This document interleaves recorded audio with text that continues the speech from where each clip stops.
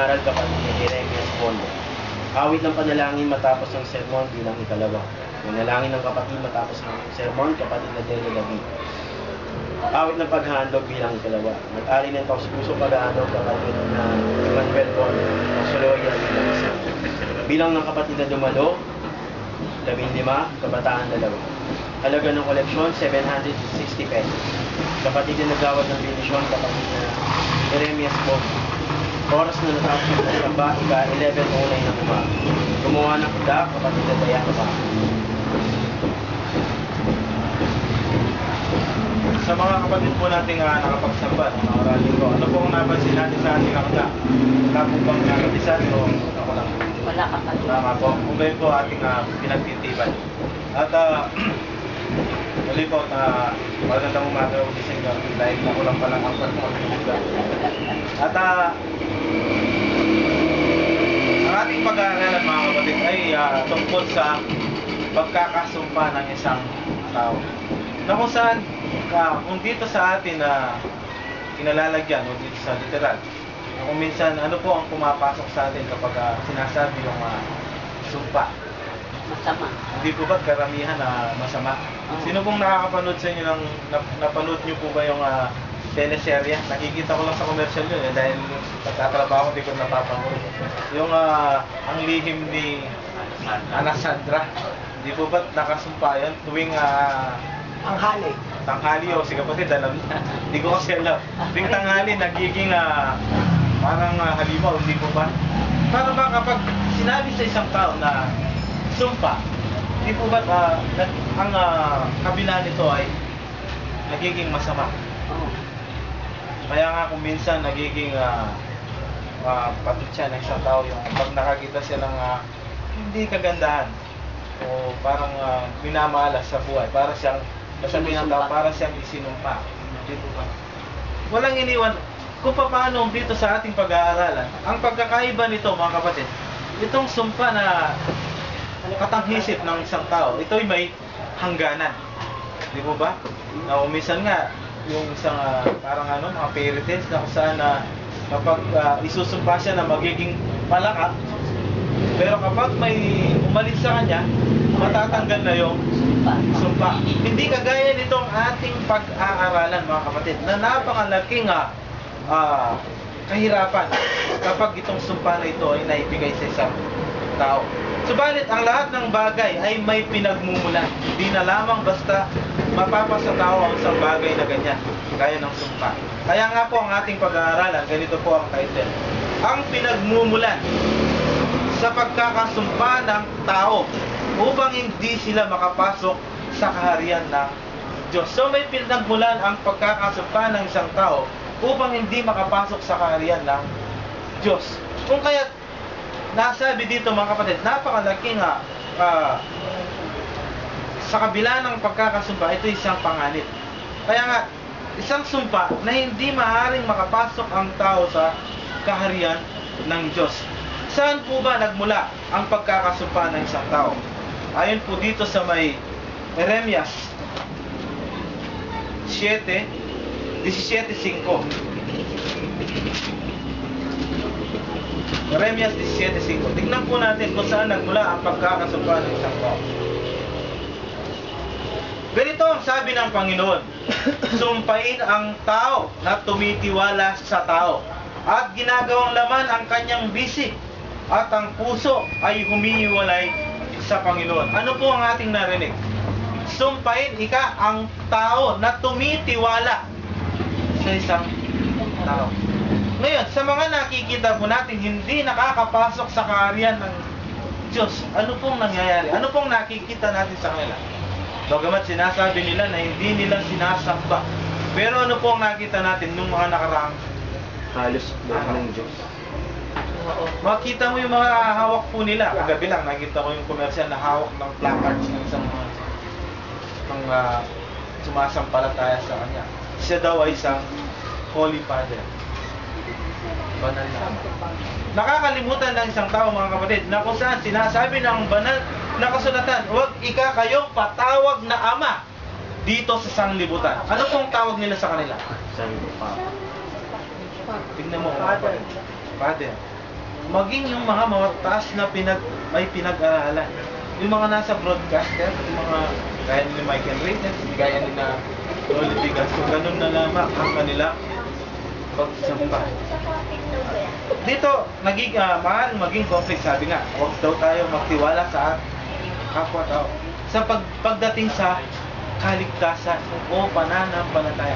Hindi lamang sila, mga kapatid, kung bakit nalalagit sila sa isang sumpa na hindi sila makakapasok sa kaharian sapagkat ang kanilang kaligtasan ay tinitiwala nila sa kagaya nila tao. Maging yung mga ibang pananampalataya. Kung makita mo, mga kapatid, gaano na lamang ang pagpupuri o pagsamba nila sa kanilang pinuno.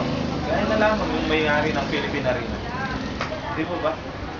Gano'n na lamang pag dumating yung kanilang tagapamahala, ilang mga sundalo, yung mga scan nila na nilalagay sa bawat kanilang kalsada. Sa atin, mga kapatid, yung pinuno natin pupunta ng Kalinga, ilan lang ang sasalubong. Dahil hindi po natin pinagtitiwala ang ating pananampalataya sa kapwa natin tao. Kaya ganito po kasi ang sabi ng banal na kasulatan tungkol sa ating pananampalataya. Ayon po dito sa Colosas 3:17.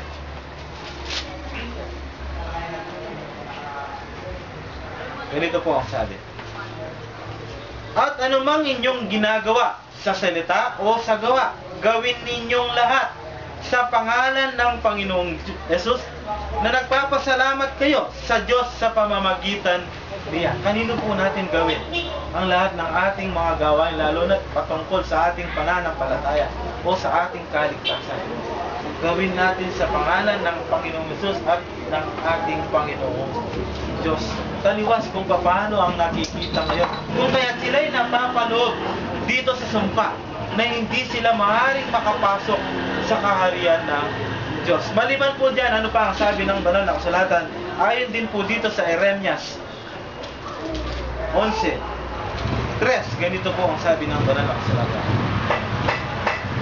At iyong sabihin sa kanila, ganito ang sabi ng Panginoon ng Diyos ng Israel, sumpain ang tao hindi nakikinig ng mga salita nitong tipang ito. Yun pa ang isang kadahilanan na pinagmumulan nito kung bakit hindi sila makapasok, sapagkat hindi sila nakikinig sa tipang ito. Sa paanong paraan, mga kapatid? Ayon lang sa ating nakikita. Anong araw po yun nung nagpista dito? Ano pong ginawa nila? Iwat ang ano nila. May mga nangangamatay bata doon, no? Dalawang Ano sabi ng kasulatan? Dahil nga sabi dito, pinagmumulan, yung hindi nila pakikinig sa salita ng tipan o ng banal na kasulatan. Ano ba ang sabi ng banal na kasulatan? Huwag ikang sumamba ng ibang Diyos maliban sa akin. Anong ginawa nila? Napakaraming Diyos ang kanilang sinasamba. Yun pa ang isang pinagmumulan ng sumpa kung bakit hindi sila nakakapasok sa kaharian. Hindi sila nakikinig sa salita ng Diyos. Salita ba ng Diyos na gumawa tayo ng iniidolo? Sabi nga sa Roma, pinalitan ka ang katotohanan ng Diyos sa isang kasinungalingan. Sinamba nila ang lumika o ang nilika kaysa sa lumika. Diba? Nakikita po natin. Yan pa ang siyang kadahilanan. Maliban pa dyan, mga kapatid, ano pa po ang nagiging kadahilanan? Ayon po dito sa may awit 49:6.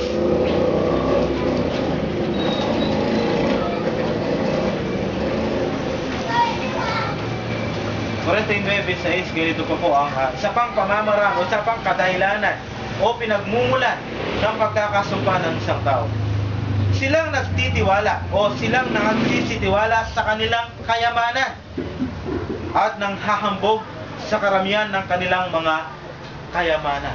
Yun ang minsan na nagiging kadahilanan o pinagmumulan ng pagkakasumpa ng isang tao dahil sa kayamanan. Buti ka mo, manghirap lang tayo. Dahil kapag naging mayaman tayo, Baka tayo rin naman eh. Pero hindi naman sa ganun pamamaraan. Meron naman na may mayayaman na hindi naman ganun ang katayuan. Gaya na lang ng mga kapatid natin hindi natin, di ba? Sabihin ba natin hindi mayaman si Yax Mayor? Rosales? Di ba? May kaya na rin yun. Hindi natin pwede sabihin mahirap yun dahil may resort na yun. Di po ba? Napakarami niya mga business. Sabalit, ito'y isang nagiging pamamaraan. Alam niyo po mga kapatid, napakaraming mga naging kapatid natin sa loob ng iglesia na nahiwalay dahil sa kanilang pagnanais na maging isang mayaman sa sanglibutan. Kung minsan, hindi man iba sa amin sa laman, sa maghanap po namin sa laman. Na kung minsan naging diakono sila, naging ministro na humiwalay dahil lang sa kayamanan na kanilang dinais. Na mahal, sinasabi nila na pag daw mayaman na sila, maaari na silang bumalik. Pero ano pong nangyari? Hanggang sa natili silang humiwalay hanggang sa kanilang kamatayan. Ngayon, maliban pa dyan, ano pa po ang sabi? Ano pa po ang kadahilanan? Dito po sa may Malakyas. Malakyas 2:2. Alam po ninyo, madali lang po ang ating pag-aaralan sapagkat hindi na kinakailangan pang maraming explanation sapagkat direct to the point na po ang ating binabasa. Kung hindi ninyo didinggin at kung hindi ninyo ilalagak sa inyong puso upang bigyang kalwalatian ang aking pangalan, sabi ng Panginoon ng mga hukbo, magpapasapit nga ako ng sumpa sa inyo at aking susumpain ang inyong kapalaran. Oo, akin na silang sinumpa sapagkat hindi ninyo inalaga sa inyong puso. Di po ba't nakikita natin ang mga bagay na yan? Kung paano hindi nila inilagak ang kanilang puso sa Panginoong Diyos. Kung kaya sabi niya, aking susumpain at isinumpa ko na sila. Ano po ang sumpa? Kung nakikita natin na napakalinaw na nasa kanila. Tingnan po ninyo, ang tataas nila sa lipunan, ang yayaman nila dito sa marunong sila, bakit hindi nila makita itong katotohanan? Hindi po ba? Sabihin natin, may mga marunong ang mga yan. Tingnan po ninyo. Kaya na lamang, sabihin na natin si Kabaya, naging vice president. Diba? Napakataas ng naging katayuan. Pero anong pananampalataya na mayroon siya? Isa siya sa umihina doon sa lubid ng dyan sa Mayquiapo. Nung bata-bata pa ako nun, mga 1995 ata, yung unang pagdating ng kanilang papa, yung Word of Day nun, napanood ko nun, siya ang anchor nun eh. Sabi niya, nung tumapat na sa akin ang papa, hindi ko na napigilan na umiyak. Ano bang kahit na sila may mga mata parang binulag. O binulag na talaga, hindi parang binulag na yung mga mata nila sa katotohanan. At yung iba naman, dahil sa kanilang kayamanan na kuminsan, sinasabi ng isang tao, kahit hindi na daw siya manalangin o magdasal sa salita nila, kahit hindi na sa daw sila'y kakain. Tignan po ninyo. Kaya nga sa atin, bilang paalala, ano po ang sabi ng banal na kasulatan, kung ang bawat isa sa atin ay nais na maging may kayamanan dito sa libutan. Ayon po dito sa Marcos 10:24 hanggang 25. Marcos 10:24 hanggang 25. At nagtataka ang mga alagad sa kanyang mga salita. Datapwat si Jesus ay muling